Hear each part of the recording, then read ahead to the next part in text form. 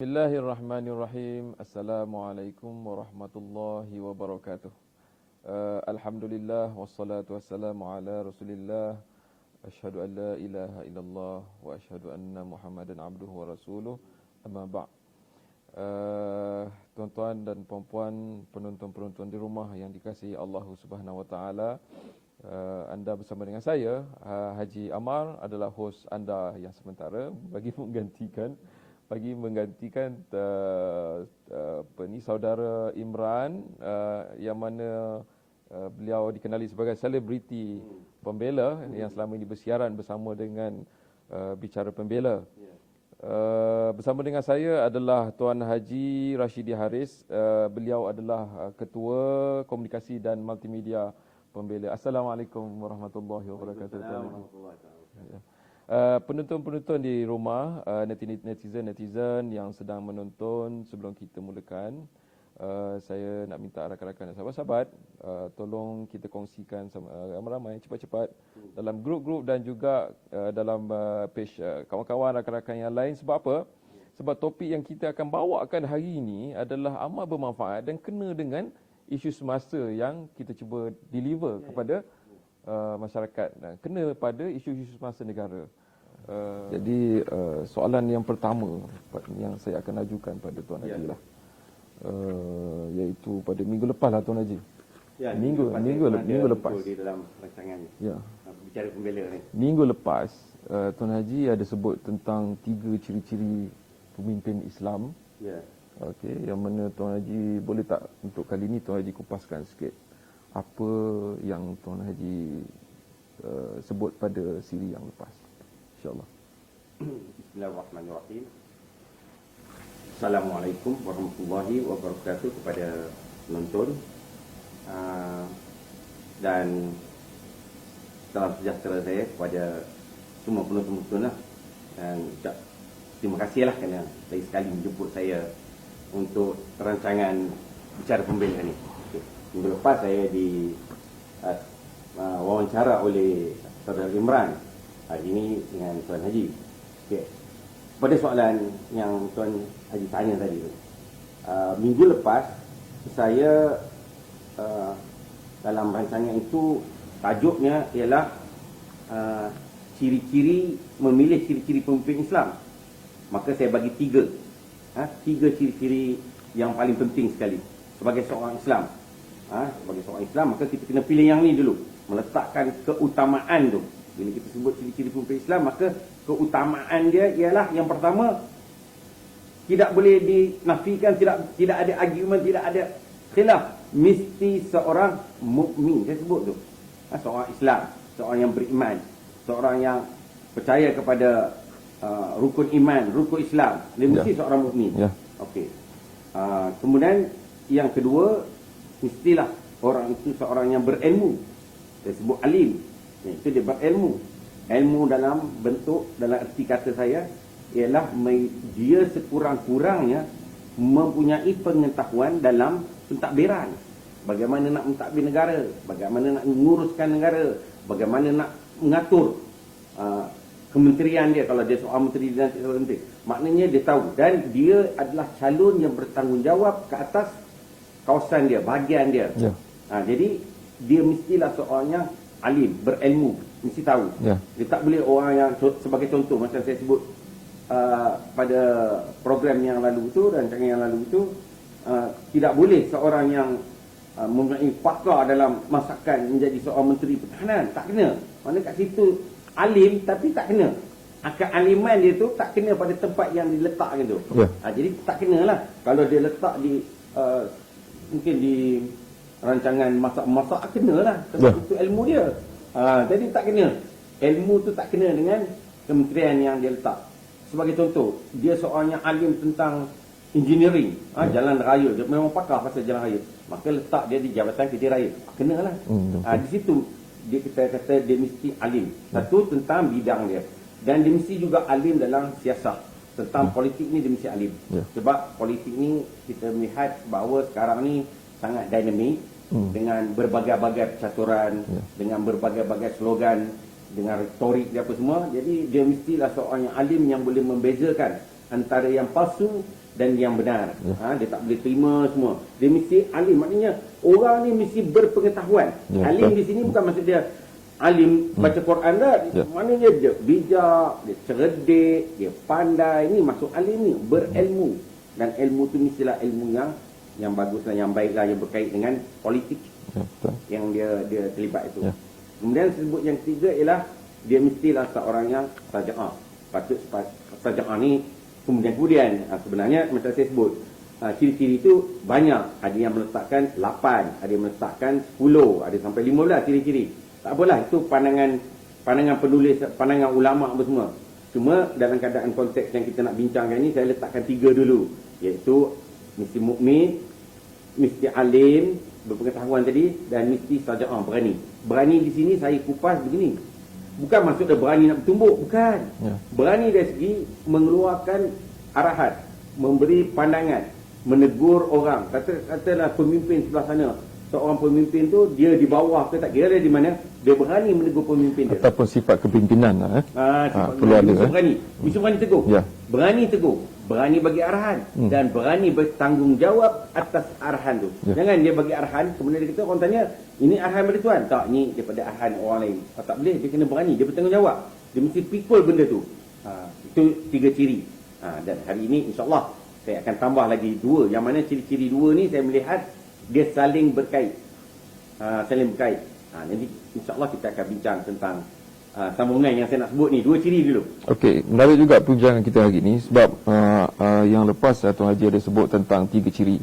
Okey, 3 ciri. Tapi kali ni Tuan Haji nak bawa lagi tambahan 2 ciri. 2 ciri. Okay. Apa yang sebenarnya yang Tuan Haji maksudkan, maksudnya tambahan yang ciri-ciri yang Tuan Haji nak sebut pada kali ni? Okey. 2 ciri yang saya melihat perlu juga ada pada seorang pemimpin. Pemimpin Islam tu, dia mesti ada 2, iaitu adil dan amanah. Adil dan amanah. Adil dari segi yang macam mana tu? Orang sebut adil. Kalau kita tengok sekarang ni ada parti keadilan. Maknanya dia parti yang adil sangat. Cakap tentang keadilan. Maknanya keadilan ni pergi ke justice. Justice ni pergi ke mahkamah lah kan. Tapi kita tengok tak adil juga kalau kita tengok lah kan. Tak apalah, itu dia kisah dia yang lalu. Maksud dia adilnya macam mana ni? Apakah adil itu? Contoh, bagi contoh yang biasa kita sebut, dia ada seorang anak perempuan, dia anak seorang lelaki. Adil itu apakah bila dia beli songkok untuk anak lelaki, dia juga kena beli songkok kepada anak perempuan? Tak kena lah kan. Ataupun dia beli seluar bola untuk anak lelaki, dia juga kena beli seluar bola untuk anak perempuan. Tak, itu bukan adil. Adil dalam bentuk Islam. Itu adil contoh kan. Kalau dalam Islam kita tengok bahawa saksi seorang lelaki kita perlu hanya 1 saksi ya. Tapi perempuan dia perlu 2 saksi. Seolah-olah kalau barat dia kata tak adil. Why lelaki seorang, perempuan seorang lah, mana pula ni? Tak. Tapi Islam telah meletakkan satu keadilan. Konteks keadilan itu mesti dalam konteks Islam, mengikut Islam. Maknanya macam mana contoh dia? Macam saya sebut tadi. Adil kalau dari segi kesaksian mestilah, kalau dalam Islam tu seorang lelaki cukup. Tapi perempuan mestilah 2 orang. Adilnya macam mana? Barat suka cakap keadilan. Dia kata apa? Contohlah, kalau lelaki boleh dedah dia punya bahagian dada, dia pun nak dedah bahagian dada. Tak kena lah. Perempuan itu dalam Islam ada aurat. Dia tak boleh sama semua. Kan? Kita kalau lelaki, kalau orang perempuan boleh mengandung, saya pun nak lelaki mengandung lah. Mana boleh, benda fizikal tak sama. Di sini menunjukkan bahawa adil itu bukan maknanya mesti sama. Kesamarataan itu bukan tanda adil. Adil ialah meletak satu tempat dalam satu benda yang tepat, betul dan benar di tempat dia. Itu adil. Ada benda, katalah benda tu besar, katalah satu genggam kita pergi letak di tempat yang besar luas, tak adil lah. Ataupun besar genggam kita letak di dalam tempat yang tak cukup nak masuk tangan, tak adil lah. Adil tu tengah-tengah cantik-cantik keluar. Itu adil. Kemudian saya sebut yang kedua ialah tentang amanah. Baik, amanah. Amanah ni dalam Quran pun sebut. Dalam surah Al-Ahzab 72 kata silap, tentang bagaimana dia mencerita kat situ bagaimana Allah Taala offer, dia bagi kepada, dia offer kepada pokok, gunung, ganang, bumi apa semua. Sanggup tak kamu pikul amanah ini? Tak sanggup. Sebab walaupun gunung ganang bandingkan dengan manusia, Kecil manusia, gunung ganang besar, tapi gunung ganang kata tak boleh. Kan? Bagi kat langit lagi besar, langit pun kata tak boleh. Bagi kat bumi, bumi pun tak boleh. Tapi manusia yang kedil tu, yang kedil kita ni kecil berbanding kat universe. Sanggup memikul tanggungjawab. Tanggungjawab ni apa dia? Nanti contoh So kita dah mengaku dalam surah Al-Ahzab tersebut, akhirnya manusia sanggup memikul tanggungjawab besar tu. So tanggungjawab ni kalau kita boleh melaksanakan dia, mana kita berjaya. Orang bagi kita tanggungjawab. Kita ingat dalam kalau kita sebut ia berkait dengan pemimpin, kita sebut tadi tanggungjawab bila berkait dengan pemimpin, kena ingat kamu tu dipilih oleh rakyat. Dia dipilih oleh rakyat. Maka dia ada tanggungjawab kat situ. Tanggungjawab terhadap orang yang dipilih tu. Bukan tanggungjawab kepada apa? Selain daripada orang yang memilih tu. Saya nak sebut satu contoh. Saya kadang-kadang tak puas hati dengan keadaan yang ada sekarang. Ini yang kita tengok Haji Amiruddin Yahya pun tak puas hati. Maka dia keluar dengan teori, bukanlah teori kita, dia bawa satu pendekatan baru, iaitu semi demokrasi. Baik. Saya ada duduk bincang dengan dia. Kita sebut tentang amanah ni tadi kan. Contoh orang bagi kita, orang lantik, saya lantik. Ni rakyat pilih saya. Saya ni parti kuda. Contoh kan, parti kuda. Tak nak sebut lah parti Malaysia, parti kuda. Orang pilih saya parti kuda sebab kuda saya ni, saya bagi tahu lah manifesto saya. Kuda saya lari laju, kuda saya badan besar, kuda saya begini. Semua pasal kuda. Saya pun dipilih dan saya menang. Sebab orang semua pilih sebab apa? Sebab kuda, saya cakap pasal kuda. Dan lambang saya lambang kuda. Tapi bila saya dah dipilih, saya lompat pergi ke parti Keldai. Tak kena lah. Saya yang ramai-ramai ni pilih, suruh duduk. Keldai tu kan? Kenapa yang aku pergi lompat ke Keldai? Di sini dah ada berlaku. Tak kena. Kamu telah, mana dia amanah tu tadi? Saya pilih tadi. Kata Tuan Haji. Saya pilih Tuan Haji. Kuda Tuan Haji ni begini-begini kita bagi. Contohlah, saya bagi contoh kan. Sebab nak bagi orang faham ni kan. Kuda tu tadi dah baru apa semua, tiba-tiba kenapa Tuan Haji bawa kedai? Jadi saya tak faham ni Tuan Haji. Tuan Haji telah melanggar amanah saya. Tapi orang pilih juga kedai tu macam mana? Kedai dia lompat pergi ke kedai tu. Kedai kita dah tahu kedai ni tak laju, kedai ni tak bagus, kedai ni jalan slow. Jadi di situ menunjukkan bahawa amanah ni mesti dipikul. Dan satu lagi nak sebut, amanah ni bila orang bagi amanah, kita kena sedar bahawa setiap debu yang jatuh di muka bumi ni, debu ni Allah tahu. Betul. Kita tak boleh kata debu tu Allah Taala tak pedulilah, remeh sangatlah debu pula Allah Taala. Debu tu kita tak tahu, jatuh mungkin untuk makanan kuman yang ada kat situ. Kuman yang makan tu, itulah kuman tu tak merebak ke datang ke Malaysia. Kalau datang ke Malaysia dah jadi konvik, eloklah dia duduk kat kutub utara. Contohlah mana kita kena ingat bahawa setitik tiada titik hujan yang jatuh tu bersebab. Dan dia jatuh pun, hari ni titik ni mesti jatuh kat sini. Tak, dia langgar, begitu jatuh kat sebelah sana. Takkan berlaku. Dia mesti ikut di mana dia, Allah Ta'ala takdir dia jatuh, di situ dia jatuh. Maknanya, Allah Ta'ala ambil tahu. Okey, Allah Ta'ala takdir ni. Ini nak tunjuk ni. Kalau dah sampai macam tu, kalau dah sampai peringkat yang seperti itu, Allah tahu. Bila kamu menang, nak menunjukkan bahawa Allah Ta'ala redha kamu menang. Bila Allah Ta'ala bagi redha kamu menang, kamu ada amanah dengan Allah Ta'ala. Amanah kepada orang yang pilih, amanah kepada Allah Ta'ala. Tanggungjawab kamu tu. Maka kamu kena jaga amanah kamu tu. Ini tak, kau pergi macam saya sebut tadi, dah elok dah duduk dalam kuda, kau pergi lompat pergi tempat kedai. Ini tak amanah lah. Jadi di sini yang kita tidak mau lagi sistem dan sikap yang macam ni. Wallahualam, itu cakap yang sebab. Okey. Macam mana pula kalau saya sebutkan pada Tuan Haji pada saat ini, kalau kita tengok 5 ciri-ciri yang Tuan Haji sebut tadi itu pada sistem kepimpinan dalam negara kita, dalam sistem kepimpinan dalam negara kita ni, ada orang yang menyebutkan ataupun segelintir pemimpin-pemimpin Melayu Islam itu sendiri menyebutkan macam mana kalau ciri-ciri ni tidak ada pada pemimpin-pemimpin orang Islam, tetapi dia ada pada pemimpin-pemimpin bukan Islam. Jadi minta huraian Tuan Haji sikit pasal perkara ni. Macam saya sebut tadi lah, saya rasa saya ada jawab juga di minggu yang lalu lah, tapi mungkin tak detail lah. Saya ada sentuh, iaitu ada keluar ketika pilihan raya Piala 14 yang orang kata apa tu, orang bukan Islam yang adil lebih baik daripada orang Islam yang fasik. Ya. Kan? Ya. Maknanya Islam tu dia dah cap awal-awal dah fasik. Tapi kalau fasik dengan adil, maka pilih yang adil. Ya. Memanglah betul, orang cakap tu betul. Istilah tu cantik. Ya. Tapi saya nak sebut balik. Baik yang fasik ni, saya sebut yang fasik ni bersyahadah. Yang kafir tadi, yang baik adil tadi tu, Ya. dia tidak bersyahadah. Ya. Itu. Yang fasik ni tadi, dia semayang. Dia semayang. Dia mesti beriman, dia semayang. Sebab kita dah sebut tadi, dia mukmin, dia semayang. Yang adil tadi, belum tu dia semayang. Yang fasik ni, dia percaya Tuhan tu, Allah Subhanahu Wa Taala tu. Ya. Dan dia percaya Rasulullah. Yang adil ni tadi, dia tak percaya. Belum tentu dia percaya, mungkin dia musuh. Ya. Kamu cakap pasal adil aja. Kamu tak cakap tentang sudut yang lain. Ya. Kan? Kemudian, dia puasa. Dia keluar zakat. Maknanya dia ditangguh.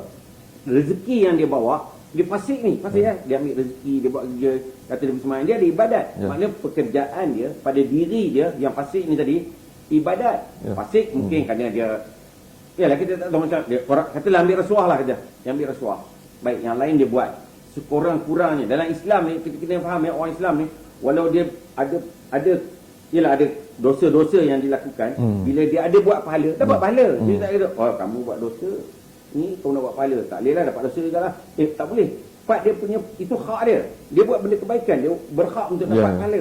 Dia buat kejahatan, memang dia berhak. Itu pun saya nak sebut kejahatan kan ke malaikat tangguh lah tak? Baru niat nak buat, tak boleh lagi. Baru perjalanan nak pergi nak ambil nombor ekor lah katakan. Sikit lagi aku nak ambil nombor Magnum, nombor sekian-sekian. Dia buat apa ni kan? Tak tulis lagi. Tak tulis. Pergi jalan. Dah pergilah. Baru pasang niat baru pasang niat baru tadi kan. niat. Pergi depan Magnum. Ini nak ambil nombor. Dah ambil nombor. Tak tulis lagi. Tak tulis. Tak berdosa lagi. Masuk dalam. Ambil nombor tu. Ambil nombor sekian-sekian. Ni besok naik ni. Betul, ambil, bayar, keluar. Barulah jatuh hukum dosa lah tu. Kamu dah confirm kan? Tapi kalau kita niat baik, niat tak buat pun. Aku siap lagi semayang tarawih 300 rakaat. Cakap ya. Pahala dah. Ya. Pahala lah. Kau buat pula. Pahala lagi. Tapi taklah dapat rakaat sampai 3. Maknanya niat tu. Niat tu dah pahala dah. Kan? So, bayangkan orang yang adil, orang kafir yang adil ni. Ya. Hang niat lah. Hang buat baik lah. Hang buat apa pun. Hang adil lah. Kalau dia kata, ada pahala je. Kena itu saya kata, mai datang bawa kitab, kita bincang balik macam mana si kafir ni tadi, yang bukan Islam ni, dia buat kebaikan, dia dapat pahala. Takat yang saya faham tak je. Tu kadang-kadang, orang suka main slogan ni. Ini kerja Yahudi ni. Dia manipulate kan. Orang kampung pun, dia tak kira juga. Contoh, saya ambil contoh satu kes, satu pemimpin ni. Nak pilih pemimpin. Pemimpin ni, dia cakap orang putih pendek tak banyak pun. Elephant fight elephant. Tapi orang satu, orang yang tak ada ilmu, dia speaking lah. Dia cakap orang putih terror dia. Kita yang ada belajar dia, tak betul kita kan. Apa bahasa itu bukan peribahasa kan. Okey. Kita nampak bezanya. Nampak tak? Yang nak memilih tu pun kena berilmu. Dengar orang cakap orang putih tak betul pun, wah, berilmu betul dia speaking orang putih pula tu. So benda tu kena tengok juga. Wallahualam. Jadi begitulah Tuan Haji Rashidi. Rasanya kita dah sampai ke penghujung rancangan. Alhamdulillah. Ya. Mesej sampai dengan penambahbaikan poin yang Tuan Haji bawa, cuba Tuan Haji bawa daripada siri yang sebelum ini. Ya, daripada 3 kita tambah 2 sekarang sudah jadi 5. InsyaAllah kita akan tambah lagi. Oh, ada lagi? Ada lagi. Tu ini dia kena ya. begini. Kita nak pilih pemimpin ni, bukan kita nak pilih orang pergi masuk Minang. Itu pun kita kena pilih yang elok. Sekarang silap-silap dia yang Minang. Kita kena ni aku percaya kat ni. Aku pilih ni. Pergi Minang tu untuk aku. Tak, dia yang pergi Minang. Jadi kita nak pilih pemimpin ni, kita kena faham dia yang pergi masuk parlimen. Dia yang bercakap kat parlimen. Kita duduk kat sini melopong belagak je dapat pangkal seorang kan. Apa asal kan. Padahal tak dapat pun. Allahu Akbar. Baik. Kena tengok sikit lah kan. InsyaAllah. Jadi tuan-tuan dan puan, kita akan jumpa lagi.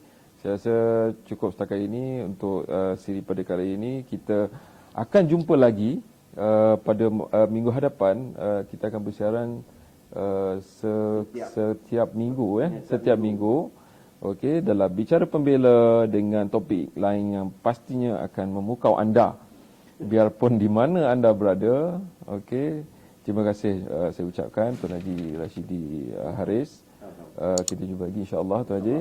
Assalamualaikum warahmatullahi wabarakatuh.